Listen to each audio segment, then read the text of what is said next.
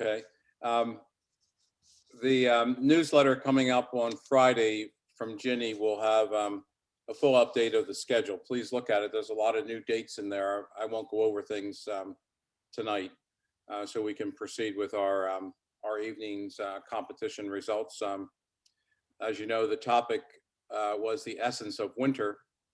And thanks to Larry Stamm, we have Paul Laincz as our judge. Paul is the guy with the 50-year-old beard, he tells me. Paul is a retired emeritus professor from Kutztown, where he taught from 1966, the year I graduated high school, till 1998. Paul has his MS in art education from Syracuse in photography and filmmaking. He has his BS in art education from Massachusetts College of Art and Design, with a concentration in photography and filmmaking. And he also has a BS from Boston College in economics and philosophy.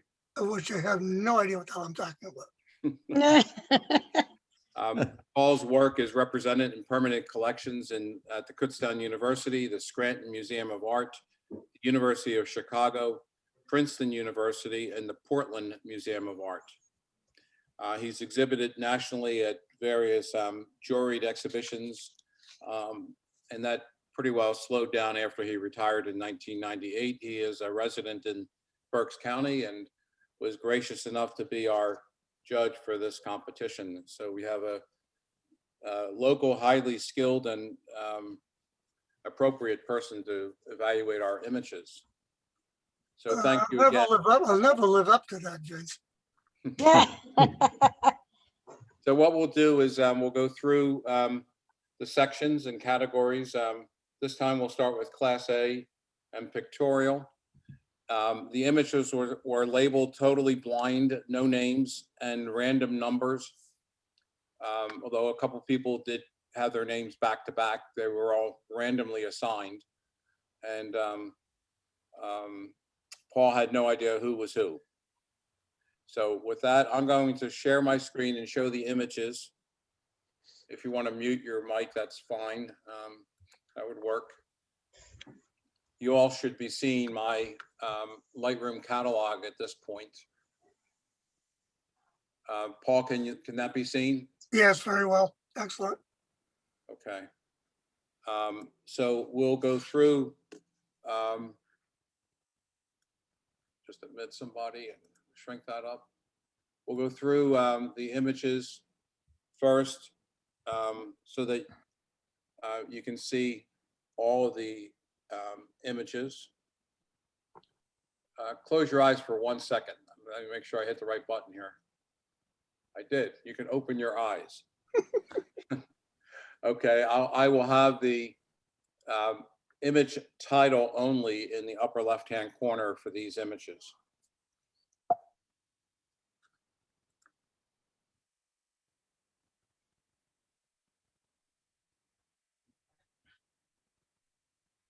It's Freezing is the title. I missed the first title saying it.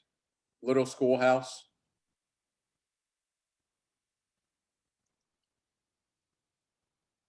Winter Express.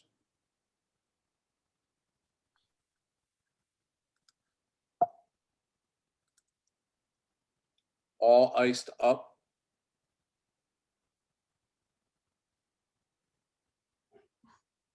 Yard Limit. Winter Fog. Winter Huts. Joyful Snow Day. Sawmill. Winter Day at Daniel Boone Homestead. Holiday Time. Mail Pouch Winter.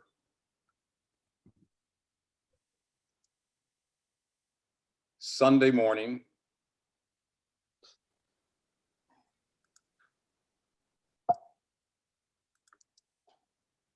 Outward Bound,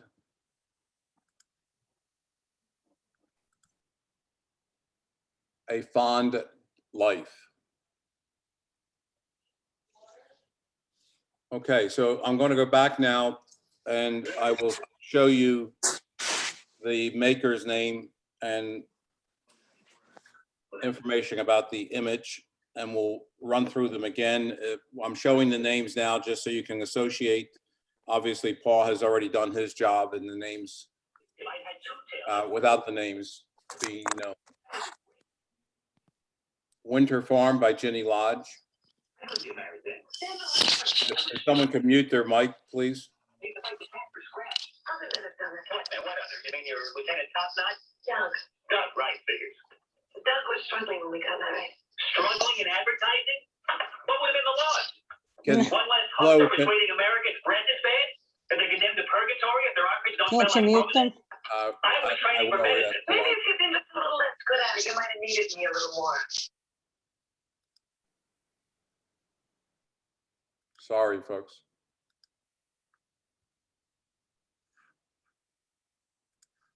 I think that took care of it. Yep. Sure.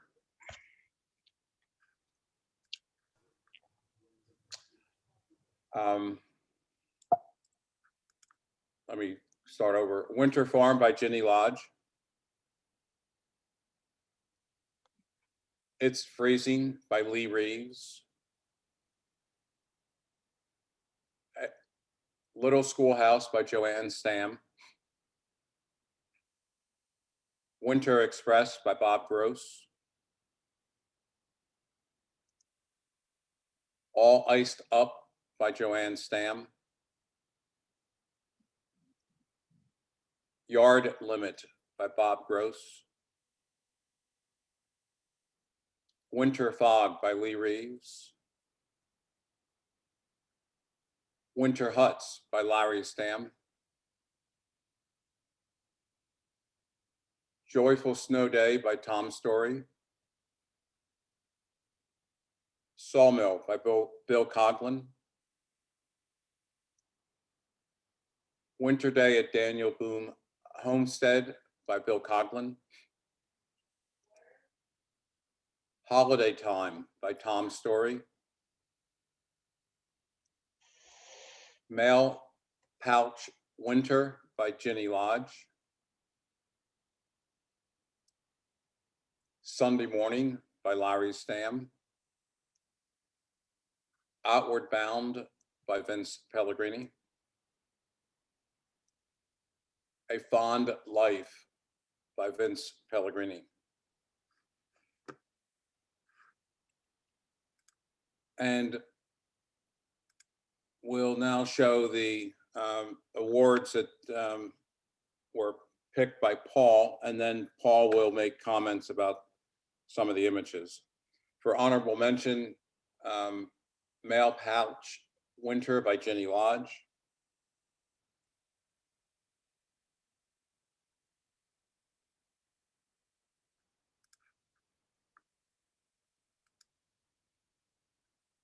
Third place, Winter Express by Bob Gross. Second place, A Fond Life, Vince Pellegrini. And first place, Little Schoolhouse by Joanne Stam.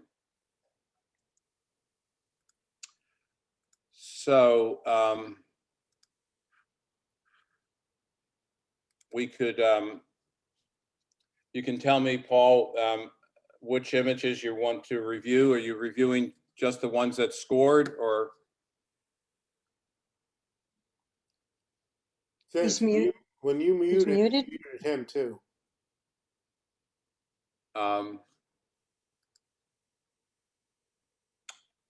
Let's see, Paul. Sorry about that, Paul. You need to unmute you, Paul. Apparently, There he goes. Okay, You got it. yes. You So need me to we'll go back to the images, and would you like me to run through them from the start, or go back to the ones that got awards? let's go with the awards first. Okay. So the first one will be the honorable mention. Male Pouch Winter by Ginny Lodge. All right, this is a moment. I really like this one. I wish it were just a little bit tighter because the male pouch looks like it's been restored on the barn. And I think that should be more concentration on that rather than the overall large scene. That's my own view of the thing. But the fact that she found that and got that image, I think is very, very well done. Print quality, of course, is perfect. Anything else? Question? If anyone wants to turn their mic on, including the maker, go ahead.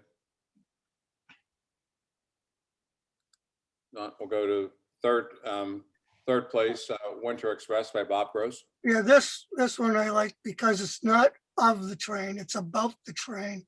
I like the angle of view here, the little bit of suggestion of action by the blurring. It is about a moment. It's not just a picture of something.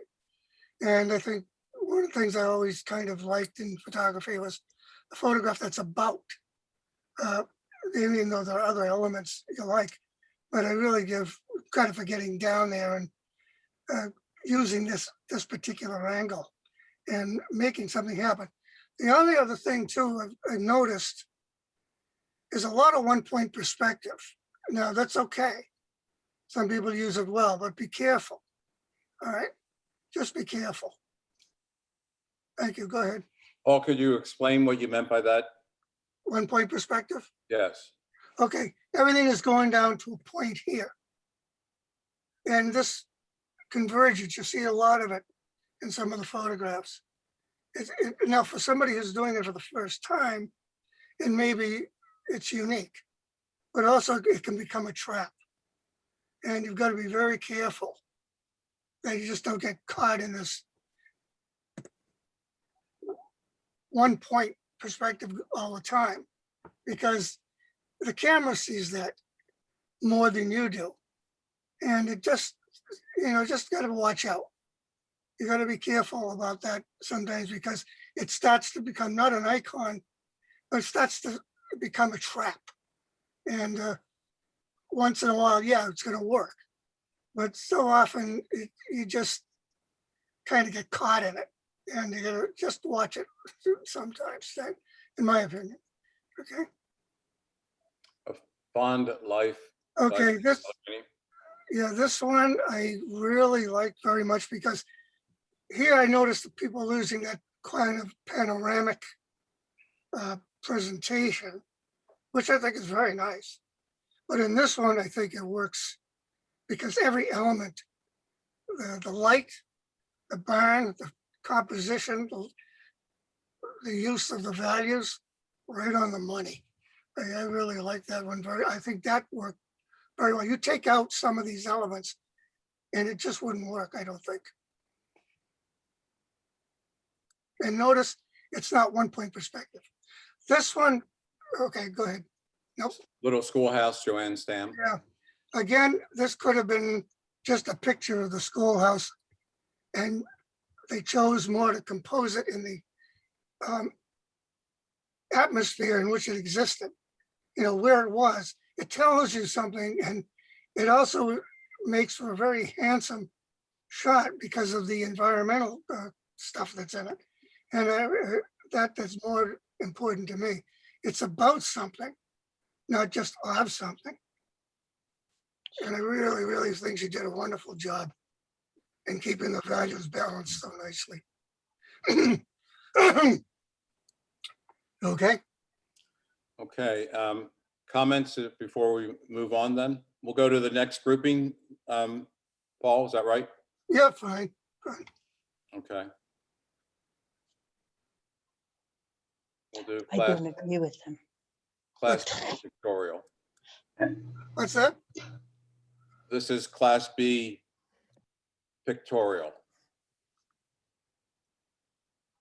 Covered Bridge. Daniel Boone.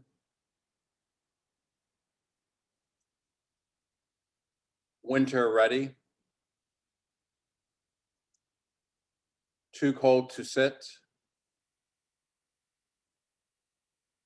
Snowy Day, Solitude,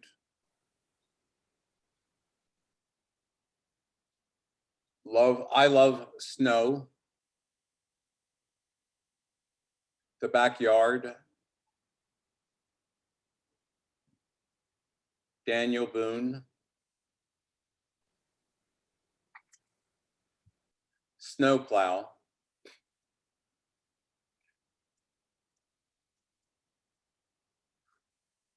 and we'll add the artist and run through again. Curran, Covered Bridge. Sorry, that was misspelled. Tom Russo, Daniel Boone.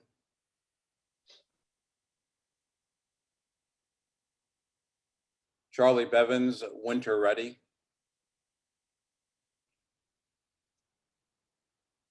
Too Cold to Sit, Charlie Bevins. Snowy Day, Mia Curran. Solitude, Mia Curran. I Love Snow, Debbie Pat. The Backyard, Debbie Pat. Daniel Boone, Tom Russo. Snowplow, Karen Lay.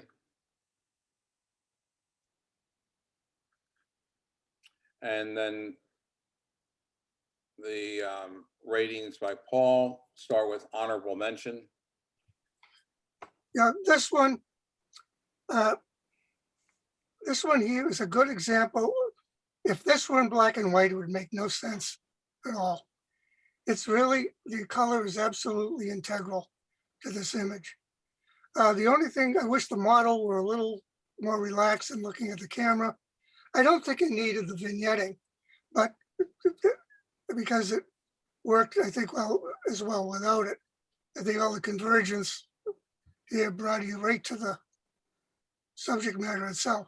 But I really like the fact that that the color is so important to the You wanna image what? itself. The color is, without the color, I don't think it would be as strong. It wouldn't make, it just wouldn't be as interesting. The color, I think, is very important here, that it is in color. The color is integral. I used to give that as an assignment, where if the photograph were in black and white, it would have a completely different meaning. And I think that's one example of it. This is a third place, Solitude by Mia Curran. Yeah, this one again is another iconic image of the lone tree, but the way she used the fence, the contrast between the man-made, the tree, and the sky, also the very simple, clean composition, I think works very, very well indeed. Second place, I Love Snow by Debbie Pat. Right. Timing. She was there at the right moment. A very unusual image for most people, and she used it very well. Camera work is right on the button, and it's a very interesting photograph because it's something that's not a picture of a horse. It's about something going on with the horse. It's telling you something. It's got a quality about it that I give her a lot of credit for capturing it at that moment and using it. I really, really think that was well done use of a shutter speed, if you will. And first, Daniel Boone by Tom Russo. Okay, this is going to be a bit of a contradiction on my part. Here's another example of one-point perspective. But here, look at all the elements he's used in the photograph. And everything is working together nicely.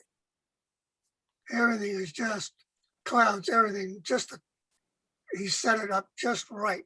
The value scale in here is just perfect, in my opinion. Okay. But here, the one-point perspective works because of everything else that's going on, in my view. And Paul, since you made the comment about color was appropriate for the first, can you comment on the use of black and white for this one? Yeah, the tonal scales I like very much. That's a perfect example of a fine black and white photograph. I mean, there's a really nice value scale within it. It's not too contrasting. It's not too flat. It's right on for everything that exists within the photograph itself. This is something Edward Weston would like, in my opinion. Nice. Any other comments from folks? And we'll go to Class A, Nature.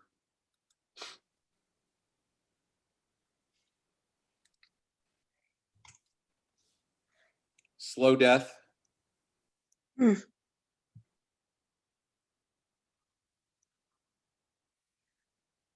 Snow Shawl.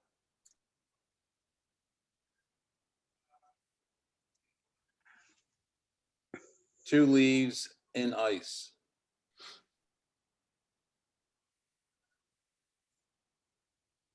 Cold Crystal.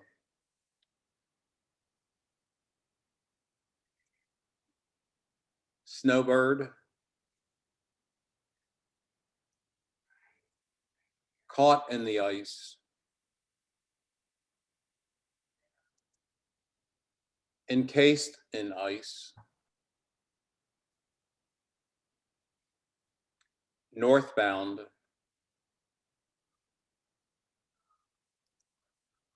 Solitude.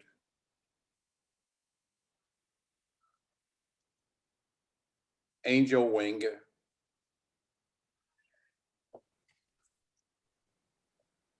February in Lofoten.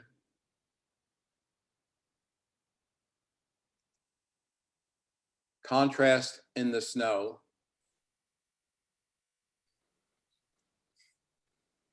Snow Geese Migration. Mm. Ruffled Feathers.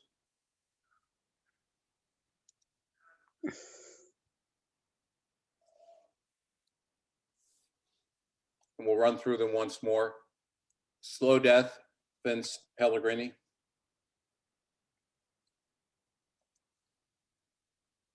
Snow Shawl, Tom Story.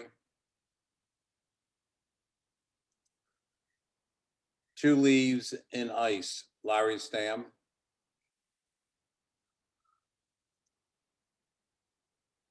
Cold Crystal, Tom Story. Snowbird, Ginny Lodge. Caught in Ice, Ginny Lodge. Encased in Ice, Bill Coughlin. Northbound by Bob Gross. Solitude, Vince Pellegrini. Angel Wing, Larry Stamm. February in Lofoten, Lee Reeves. Contrast in the Snow, Joanne Stamm. Snow Geese Migration, Bob Gross.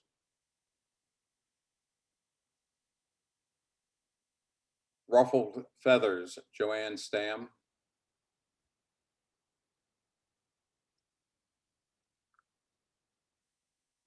Okay, and the ratings by Paul, honorable mention. Solitude, Vince Pellegrini. Okay, just the print quality, I think, and the composition, and the fact that it's so selective, and the delicacy of the tones, I think worked very nicely. Again, that icon of the lonesome tree, is always classic. But be careful. Say that again. The what? It's a classic or an iconic image. You'll notice a number of them in the what we've seen today, because for the first time, if you're doing it, but if you've been in it for 40 years, you're going to be very careful about how it's done. Sometimes you see it done to the point ad nauseum, but when it's done this well, that's when you say, wow, that's what it should be.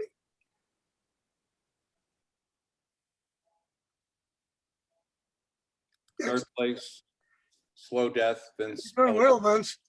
Yeah, this one I like this, the composition, again, the very selectivity. Also, the depth of field is being used well by people. The fact that the background is not distracting. It's just an atmosphere and the timing of that drop. Bingo. And that I thought worked very, very well. And again, the print quality is excellent. Caught in the Ice, Ginny Lodge. This I like very much because of the fact that she got in so tight and just those contrasts of textures between the warm and the coolness of the ice and the composition. These are those kind of images where it's supremely abstract and supremely real at the same moment. And I think that's very, very, to me, I like that very, I think that worked very, very well in this photograph. The textures are beautiful, beautifully done. And first place, Snow Yeah. Shovel by Tom Story. Tom got this right. I've never seen this kind of thing happen before. That's why this is such a great photograph. It's so unique. The moment is so unique. And he was there to take it. He was camera ready. And it really, really, I've never seen this. And here it is, this mourning dove pushed away the snow. She's in like he says, in a shawl. And that's a phenomenon that I think is worth giving him a lot of credit for being ready to see that. Again, notice the background, it doesn't interfere. You go right to that mourning dove in that situation. Well done, sir, in my opinion.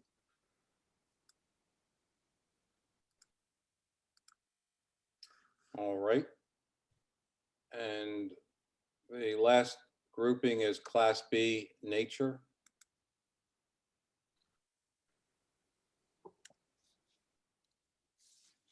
One in a Million.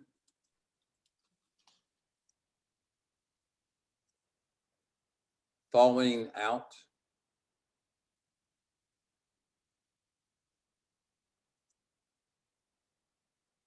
Winter Berries.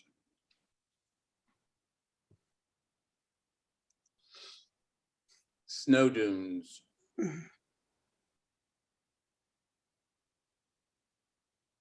Tracks.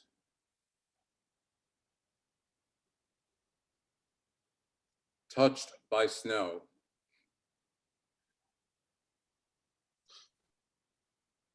River Edge.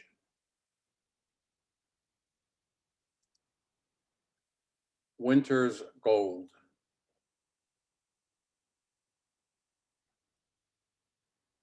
Chased by a Bee.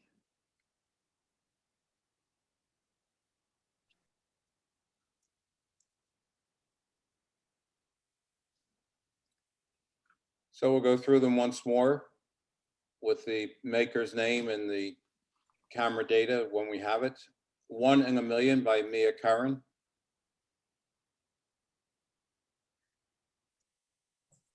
Falling Out by Charlie Bevins. Winter Berries, Tom Russo.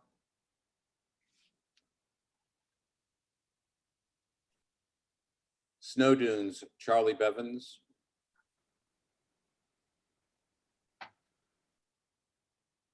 Tracks, Karen Lay. Touched by Snow, Mia Curran.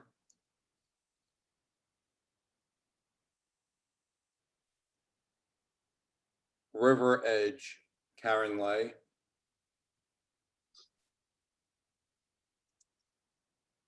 Winter's Gold, Kathy Patelis. Chased by a bee, Tom Russo. And the places are fourth, honorable mention, Touched by Snow, Mia Curran. Yeah, I like what Mia does with this image.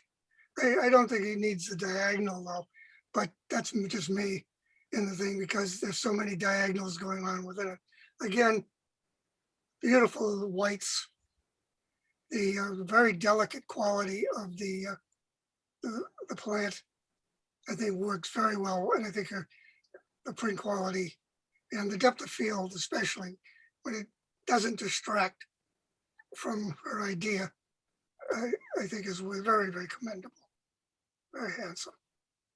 Also, the things that the whites have detail, and that I think a lot of people tend to miss in some cases.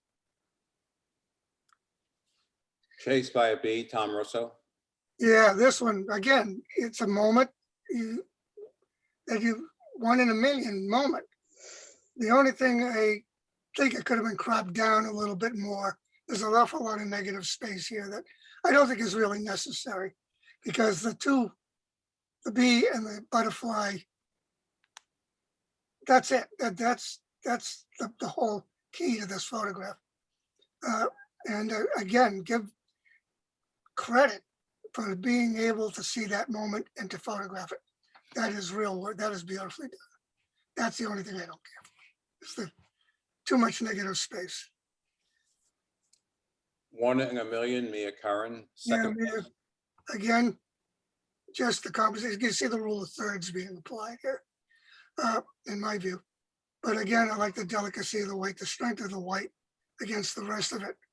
It doesn't fade out, disappear. And just the moment, just the abstract qualities of the plant in the snow just work so nicely.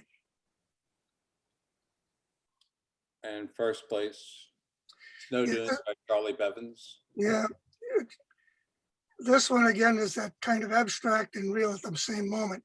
The other thing I like about this very much is the fact that there's space. It's going back in space, not one point perspective, but just that it has depth, a kind of its own particular depth, plus the really fine, cool print quality.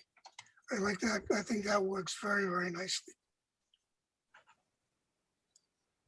Those are the really tight selection. Beautiful. Okay. I'm going to stop screen sharing and Paul, did you have any other comments about any of the other images or does? Now, a lot of them are good. I think they're very well done. Just that some, they have something, the ones I selected, have something going on within them that I think is unique to the medium. That's kind of, is it a photograph or isn't it? You know, it's like I was taught. I want it to look so much like a photograph, you can't mistake it for anything else. However, there is also another side to that, which is the medium can go to in so many directions, like alternative processes, posterization, that sort of thing. And it can be very unique also. For people doing some things like I've seen for the first time, that's fine, you've seen it. And just watch out, like sometimes the rule of thirds can be a trap. And something you think, well, I've got to do it as a rule of thirds, and it doesn't work. Do it the way you see it. And one of my criticisms, one of the things I used to tell kids, and they weren't kids, I shouldn't say that, is get in closer, move half the distance closer to your subject, because that's what you're looking at. Your brain is seeing. The camera can't do that. The camera can see more than you, though.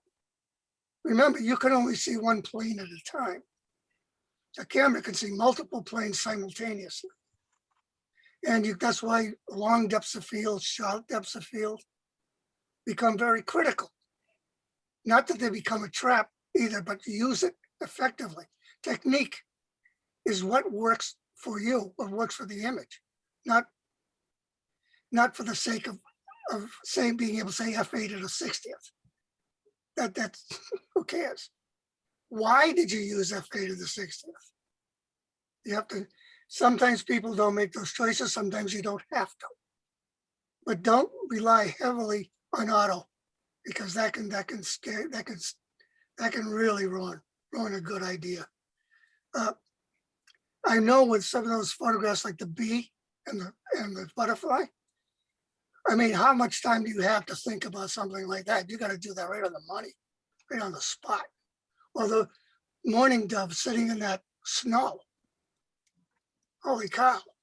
You just sat and planned out all that thing ahead of time, wouldn't work. So you got both sides of that issue you have to deal with the medium, etc.